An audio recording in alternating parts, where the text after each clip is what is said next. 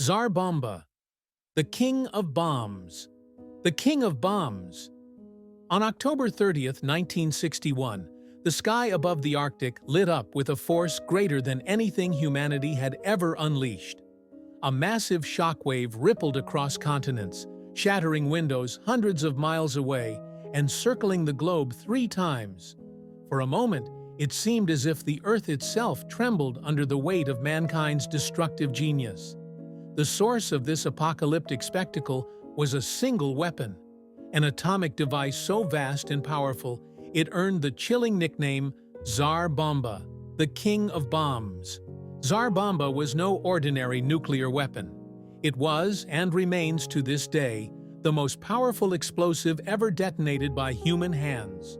At an estimated yield of 50 megatons, over 3,000 times more powerful than the bomb dropped on Hiroshima, it was an instrument of destruction so immense that it defied comprehension. To put it in perspective, the fireball it created was 8 kilometers wide, large enough to engulf entire cities in a single flash. The mushroom cloud soared more than 60 kilometers into the sky, higher than the cruising altitude of jet airliners. But the real question was not how it worked. It was why it was built at all. No military strategist could seriously imagine deploying such a monstrosity on the battlefield. Its size alone made it impractical. The bomb was 8 meters long, weighed 27 tons, and could only be carried by a specially modified bomber that had almost no chance of surviving after release. It was not a weapon designed to win a war, it was a message. The early 1960s were the height of the Cold War, a period of escalating rivalry between the United States and the Soviet Union. Both superpowers competed not only in building larger arsenals of nuclear weapons, but also in demonstrating their technological and political supremacy. Just 4 years earlier, the Soviets had stunned the world with Sputnik, the first artificial satellite, igniting the space race. Now, under the leadership of Nikita Khrushchev, they sought another dramatic gesture, one that would remind the United States and the rest of the world that Soviet power could not be ignored. Tsar Bomba was the ultimate embodiment of this ambition. It was conceived not as a battlefield weapon, but as a propaganda tool, a spectacle of destruction meant to showcase Soviet might. Its very existence was designed to terrify, to force adversaries to reckon with the sheer scale of what Moscow could unleash if pushed too far. In Khrushchev's words, the Soviet Union would show the imperialists what we can do. For the scientists tasked with designing it, the challenge was both technical and philosophical.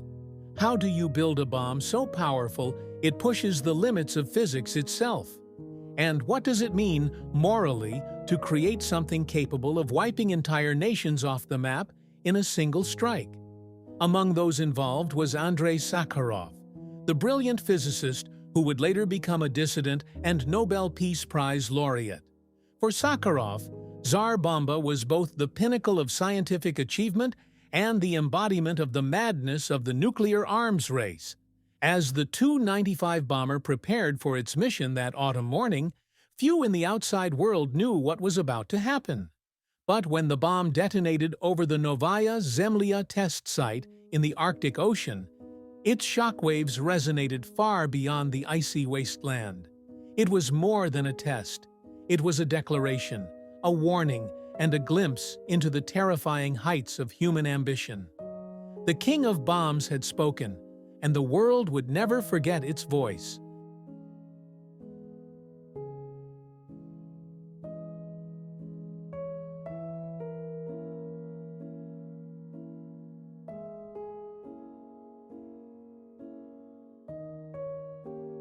The origins of Tsar Bomba.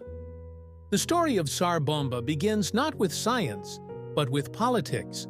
By the late 1950s, the Cold War had settled into a dangerous rhythm of competition and escalation. Both the United States and the Soviet Union possessed thousands of nuclear warheads, more than enough to annihilate each other many times over. But in this era, numbers alone were not enough. Each side sought not just superiority, but spectacle. Demonstrations of power so dramatic that they would reshape the psychological balance of the Cold War. In the Soviet Union, this drive was personified by Nikita Khrushchev, the brash and unpredictable leader who had risen to power after Stalin's death. Khrushchev was determined to prove that socialism was not only equal to, but superior to, capitalism. He believed that prestige mattered as much as practical strength. If the Soviet Union could create the world's most powerful bomb, it would send an unmistakable signal to Washington, NATO, and the entire globe. The USSR was a superpower to be feared and respected. The timing was crucial. The United States had already tested its own hydrogen bombs in the early 1950s, weapons far more powerful than the atomic bombs dropped on Japan. The Soviets had followed with their own thermonuclear tests, but Khrushchev wanted something bigger, something that would dwarf every American effort. In his mind, the arms race was not just about survival, but about theater. The task fell to the Soviet Union's top nuclear physicists, led by Andrei Sakharov, often called the father of the Soviet hydrogen bomb. Sakharov and his team were asked to design a bomb of unprecedented size, one that could theoretically reach a yield of 100 megatons, enough to obliterate everything within hundreds of kilometers of ground zero. It was an almost absurd request, pushing the boundaries of science and engineering to their limits. The scientists themselves were uneasy. Some saw the project as a dangerous stunt, a political gesture with little military value. But in the highly centralized Soviet system, questioning Khrushchev's orders was unthinkable. Reluctantly, they set to work. What emerged was a weapon so vast, it seemed more like a thought experiment than a usable device. At its full design yield of 100 megatons, Tsar Bomba would have been so powerful that it risked breaking windows in Moscow itself, thousands of kilometers from the test site. To avoid catastrophic fallout, the designers scaled it back to 50 megatons. Even at half strength, it would still be the most powerful weapon ever built. This decision revealed the paradox at the heart of Tsar Bomba. It was a weapon designed less for war than for demonstration. No bomber could realistically carry such a device into enemy territory and survive. No military strategist could justify its use when smaller, more practical weapons already guaranteed destruction. Its true purpose was to awe, intimidate, and frighten. It was, in essence, a performance of destruction staged on the world's largest stage. In this way, the origins of Tsar Bomba reflect the deeper psychology of the Cold War. The arms race was not simply about who had more weapons, but who could create the most terrifying symbols of power. Khrushchev understood that fear was a currency as valuable as missiles. By ordering the construction of Tsar Bomba, he sought to buy Soviet prestige in the only way the Cold War allowed, through spectacle and terror. As Sakharov and his team refined the design, the question loomed: would this weapon ever truly be tested? To prove its worth, it would have to be detonated. And when that day came, the world would witness not just an explosion, but the physical manifestation of Cold War rivalry taken to its ultimate extreme.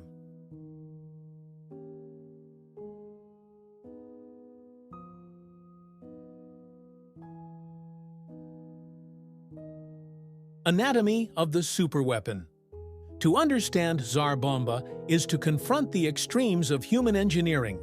This was not simply a weapon, it was a symbol forged in steel, uranium, and hydrogen, designed to push the boundaries of what was physically possible. Its sheer scale defied logic. At 8 meters long and weighing 27 metric tons, Tsar Bomba was closer to a small submarine than a bomb. It was so massive that only one type of aircraft could carry it, the Soviet Tu-95 bomber, and even then, only after extensive modifications. At its core, Tsar Bomba was a 3-stage thermonuclear device, built on the same hydrogen bomb principles pioneered earlier in the decade, but magnified to unprecedented proportions. The design followed the Teller-Ulam configuration, the standard for modern hydrogen bombs, a fission primary stage, which ignited a fusion secondary, which in turn could set off a third stage. Each stage amplified the explosion, multiplying the energy yield exponentially. Originally, the bomb had been conceived with a staggering potential yield of 100 megatons, but even the Soviet scientists balked at such a figure. At that size, the fallout would have been catastrophic, spreading radioactive debris across vast swaths of the Northern Hemisphere. To avoid such apocalyptic consequences, the designers made a crucial adjustment. They replaced the uranium tamper in the final stage with lead. This cut the yield in half, down to 50 megatons, but it also made the weapon cleaner by reducing radioactive fallout. Cleaner, however, did not mean safe. 50 megatons was still an explosion so powerful it dwarfed anything else in history. To put this in perspective, Hiroshima's bomb released about 15 kilotons of energy. Tsar Bomba was more than 3,000 times stronger.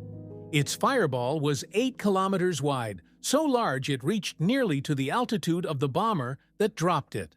The mushroom cloud rose 60 kilometers into the stratosphere, taller than Mount Everest, stacked 7 times.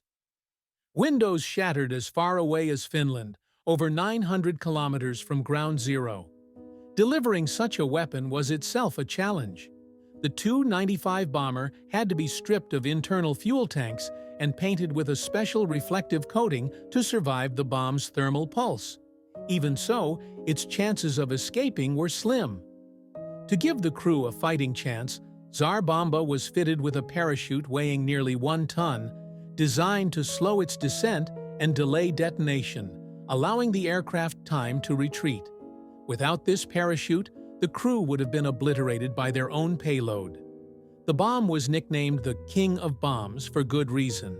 No other device before or since has matched its destructive potential. Yet despite its terrifying yield, Tsar Bomba had almost no practical military application. It was too heavy, too unwieldy, and too destructive.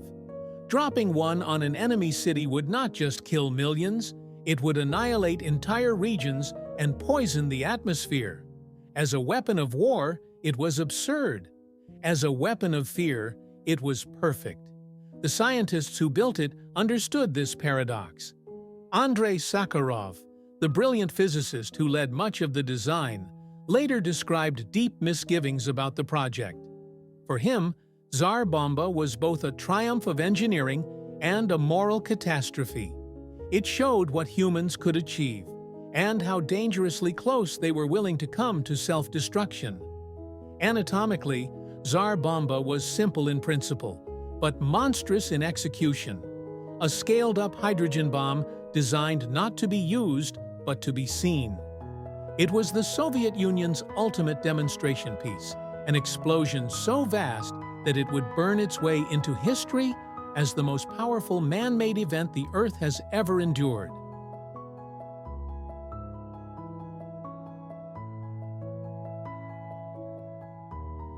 The test, October 30th, 1961. On the morning of October 30th, 1961, a Soviet Tu-95 bomber rumbled across the icy expanse of the Arctic, carrying within its belly the most powerful weapon ever created by human hands. The crew knew their mission was historic and possibly suicidal. Inside the bomb bay rested the Tsar Bomba, an 8-meter-long monster painted white to reflect the thermal pulse of its own detonation. As the aircraft approached the remote test site over Novaya Zemlya, history braced for the largest explosion ever witnessed. The plan was carefully orchestrated. To maximize visibility while giving the bomber a slim chance of survival, Tsar Bomba was equipped with a massive parachute weighing nearly a ton. This parachute slowed the bomb's descent, giving the Tu-95 approximately 188 seconds, just over 3 minutes, to escape before detonation. Even with this delay, the odds of survival were uncertain. The crew's only protection was distance, luck, and the reflective paint coating their plane. At precisely 11:32 a.m. Moscow time, the bomb was released. It drifted downward, suspended by its parachute, a silent leviathan descending toward the frozen test range below. The bomber's engines roared as the crew pushed the aircraft to maximum speed, racing against the clock and against death itself. Moments later, the Arctic was torn apart by a blinding flash. For an instant, day became brighter than 1,000 suns. Observers hundreds of kilometers away reported seeing the sky ignite with an intensity that defied comprehension. The fireball that erupted from the blast measured nearly 8 kilometers in diameter, stretching almost to the altitude of the fleeing bomber. The shockwave was unimaginable. It ripped through the air at supersonic speed, flattening everything within a radius of 35 kilometers. Villages hundreds of kilometers away saw their roofs collapse and windows shatter. Instruments recorded the blast wave circling the Earth not once, but 3 times. The mushroom cloud that rose above Novaya Zemlya climbed 60 kilometers into the atmosphere, higher than the edge of space itself. Even though Tsar Bomba's yield had been halved to 50 megatons, the devastation was beyond anything the world had ever seen. If it had been detonated at its full design strength of 100 megatons, some scientists estimated that the radioactive fallout could have blanketed entire continents. As it was, the bomb's designers had already modified it to reduce fallout, replacing uranium with lead in the final stage. This decision may have spared much of the Northern Hemisphere from catastrophic contamination. The bomber itself survived, but only barely.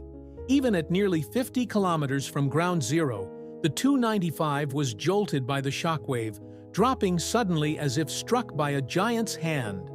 The crew later recalled the terrifying moment when they thought the plane would be torn apart mid-air. They were lucky. Had the bomb lacked its parachute, the aircraft would have been incinerated before it had time to escape. For those who witnessed the test, the memory was seared into their minds forever. Soldiers stationed at observation posts miles away felt the ground buckle beneath their feet. In Murmansk, over 600 kilometers from the blast site, windows shattered. In Norway and even Alaska, seismic instruments recorded the detonation as if an earthquake had struck. The test was not just a military experiment. It was theater, a calculated display of destruction staged for the entire world to see. Khrushchev ensured that news of the explosion spread quickly, boasting that the Soviet Union possessed weapons of unparalleled power. The West, though already aware of Soviet advances in nuclear technology, was stunned by the scale of the detonation. Nothing in the American arsenal matched it. In the Arctic skies of that October day, humanity glimpsed the absolute edge of its own destructive capacity. Tsar Bomba was not a weapon of war. It was a symbol, a demonstration that mankind could summon forces equal to natural cataclysms. As the mushroom cloud towered above Novaya Zemlya, one truth became undeniable. The Soviet Union had created a bomb so powerful that it could never truly be used.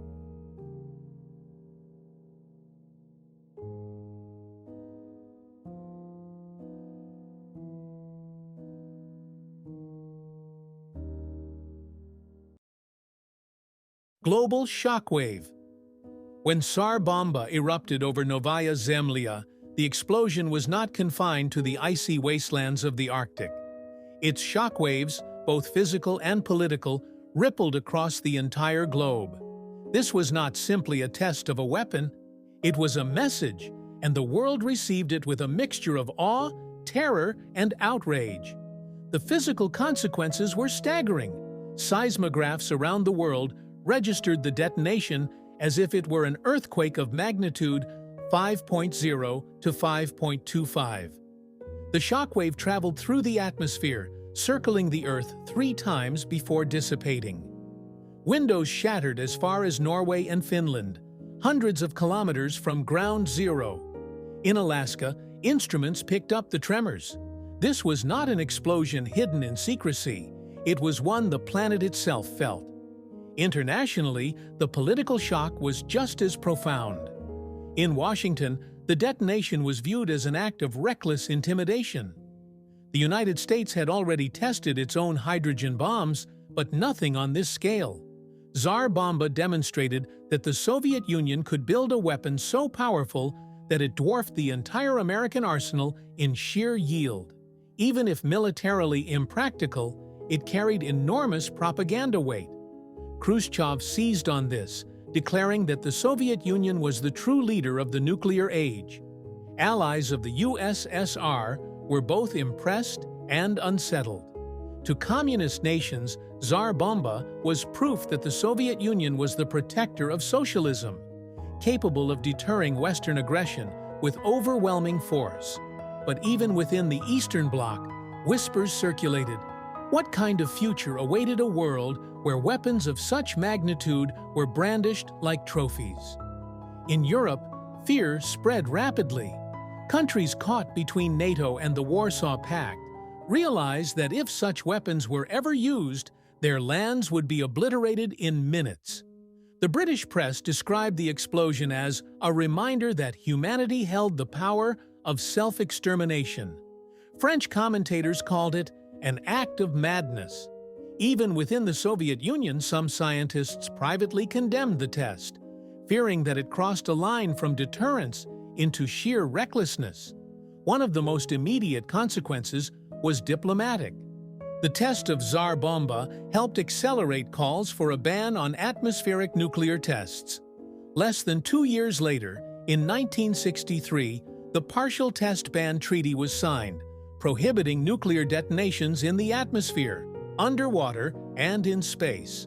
Although both superpowers continued underground testing, Tsar Bomba had dramatized the dangers of unrestrained nuclear competition so vividly that even rivals recognized the need for limits. Yet, the global impact was not purely political. Psychologically, Tsar Bomba deepened the sense of living on the edge of annihilation. The Cold War had already instilled a constant fear of nuclear conflict, but here was proof of just how far that conflict could go. 50 megatons was beyond strategy, beyond warfare. It was planetary destruction. For ordinary citizens around the world, the news was terrifying. If one bomb could shake the Earth, what would happen if hundreds or thousands were unleashed? For Khrushchev, however, the test was a triumph. He reveled in the attention, boasting to Western diplomats about the Soviet Union's unmatched capabilities. The bomb itself would never be deployed.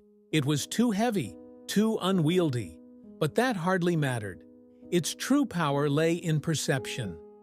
By detonating Tsar Bomba, the Soviet Union had seized the global stage and burned its name into history as the builder of the most powerful weapon ever used. But behind the bluster, a sobering truth lingered. Tsar Bomba proved that humanity had crossed a threshold. The ability to create weapons so destructive they defied military purpose. It was no longer about winning wars. It was about showing the world that losing was no longer an option, because in nuclear war, everyone would lose.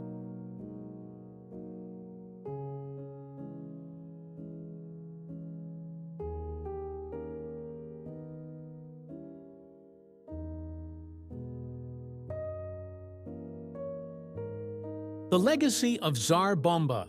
Tsar Bomba's detonation in 1961 was more than just the climax of the nuclear arms race. It was a moment that redefined how humanity thought about its own destructive potential. Though the weapon itself was never put into service, its legacy has endured for decades, shaping military strategy, political discourse, and even culture. Militarily, Tsar Bomba was a paradox. On one hand, it was a stunning achievement of Soviet engineering, a demonstration that the USSR could push the boundaries of nuclear science further than anyone else. On the other hand, it was utterly impractical. The bomb's sheer size made it impossible to deploy in combat. No missile could carry it, and the Tu-95 bomber that dropped it would never have survived against NATO's air defenses. As a usable weapon, it was meaningless, but as a symbol, it was unmatched.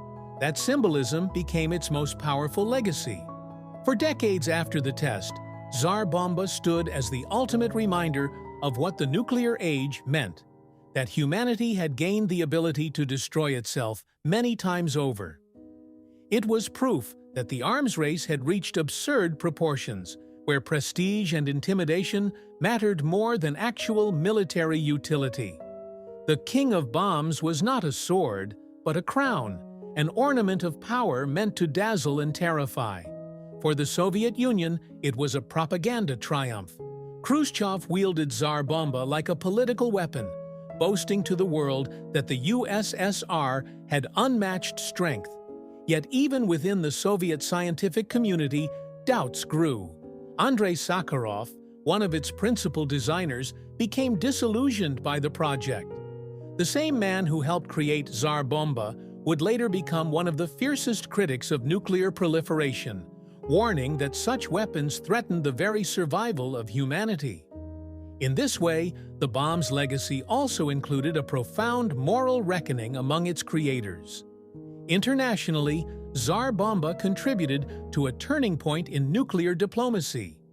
Its sheer scale dramatized the insanity of atmospheric testing, galvanizing public opinion against it. Within 2 years, the Partial Test Ban Treaty was signed, marking one of the first real efforts to put limits on the nuclear arms race. While underground testing continued, Tsar Bomba had made it impossible to ignore the global consequences of unrestrained escalation. Culturally, the bomb left an indelible mark. It became a symbol in films, books, and music, often referenced as the pinnacle of mankind's destructive capacity. For generations raised under the shadow of the Cold War, Tsar Bomba became shorthand for ultimate power, an apocalyptic benchmark against which all other weapons were measured. Even today, its name evokes awe, fear, and fascination. Perhaps the most enduring aspect of Tsar Bomba's legacy is its warning. It showed that technological achievement can outpace reason, that the pursuit of prestige can lead nations to create weapons with no rational purpose. It was a reminder that the line between deterrence and madness is perilously thin. More than 60 years later, Tsar Bomba remains a ghost haunting the nuclear age. No weapon has ever surpassed it in yield, and likely none ever will. It was too big, too destructive, too dangerous even for the brutal logic of the Cold War. And yet, its shadow lingers, a colossal reminder of what humans are capable of when fear and pride collide. In the end, the legacy of Tsar Bomba is not its fireball or its mushroom cloud. It is the knowledge that once humanity built a weapon so powerful that it could never be used. A weapon that existed not to fight wars, but to remind us that some wars should never be fought at all.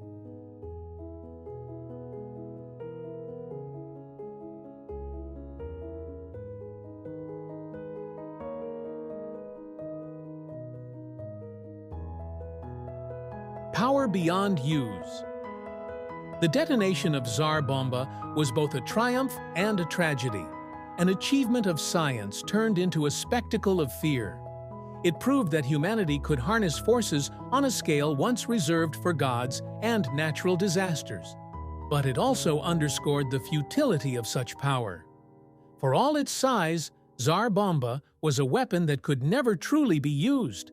Its purpose ended the moment it exploded over the Arctic sky. Yet that single test echoed across history. Tsar Bomba revealed the absurdity at the heart of the nuclear arms race. Nations were no longer building weapons to win wars. They were building them to send messages, to intimidate, to outdo each other in a grim contest of annihilation. The King of Bombs was not designed to destroy cities, but to frighten the world into submission. In that sense, it was less a bomb than a performance, a demonstration of power that no one could ignore. For the Soviet Union, the spectacle worked. In 1961, news of the explosion spread quickly, cementing the USSR's reputation as a nuclear superpower. But the bomb also revealed the hollowness of such demonstrations. No amount of explosive yield could guarantee security, and no mushroom cloud could erase the reality that nuclear war meant mutual destruction. The true legacy of Tsar Bomba was not strength, but the reminder of how fragile the world had become. For the scientists who built it, the test was a turning point. Andrei Sakharov, once proud of his role in the Soviet nuclear program, later confessed deep regret. He came to see Tsar Bomba not as a victory, but as a warning. His transformation from weapons designer to advocate for peace reflected a broader truth, that the pursuit of ultimate power often reveals its own emptiness. Today, more than 6 decades later, Tsar Bomba still holds the record as the most powerful explosion ever created by humans. No nation has attempted to surpass it, and likely none ever will. The weapon was too large, too destructive, too divorced from military logic, but its shadow endures as a symbol of what the Cold War nearly became. A competition not of strategy, but of apocalyptic spectacle. When we look back at Tsar Bomba, we see more than a mushroom cloud. We see a mirror of ourselves, our brilliance, our ambition, and our capacity for madness. It forces us to ask difficult questions. How far should humanity go in the pursuit of power? What price are we willing to pay to prove our dominance? And most importantly, what happens when the tools we build to protect us become threats to our very survival? In the end, Tsar Bomba was power beyond use, a bomb too big to be practical, too dangerous to repeat, too terrifying to forget. It stands as both the crown jewel and the gravestone of the nuclear arms race, a reminder that in our quest to dominate the world, we nearly built a weapon capable of destroying it. The king of bombs will never roar again, but its voice, once unleashed, still echoes in the silence of history, warning us of the thin line between deterrence and destruction.